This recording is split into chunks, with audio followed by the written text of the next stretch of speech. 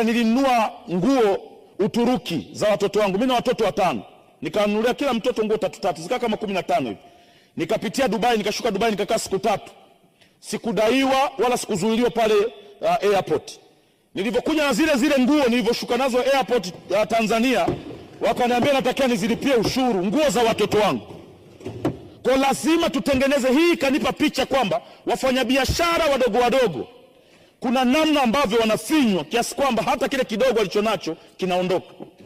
Mfanyabiashara na simu 2, simu 3, mwacheni apite.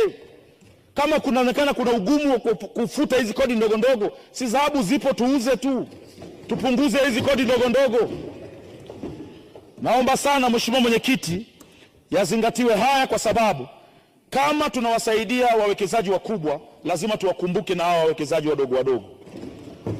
Kama mtu anaweza kwenda na simu 5 Dubai akapita bila kuulizwa chochote, kwa nini akipita nazo hapa kwetu inakuwa tatizo?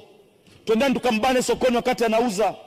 Tupunguze mauzo ya keshi, tuweke katika mfumo.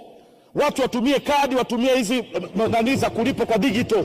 Mtaiona hela. Mimi nimeenda China, mtu anauza bamia, anakupa ile Alipay, unaskani, hela inaingia moja kwa moja kwa serikali. Lakini kiuhalisia kwa mfumo huu wa kuwabana hawa wadogo, mtawabana, watakufa, mtatengeneza wakubwa, watawanyonya wadogo.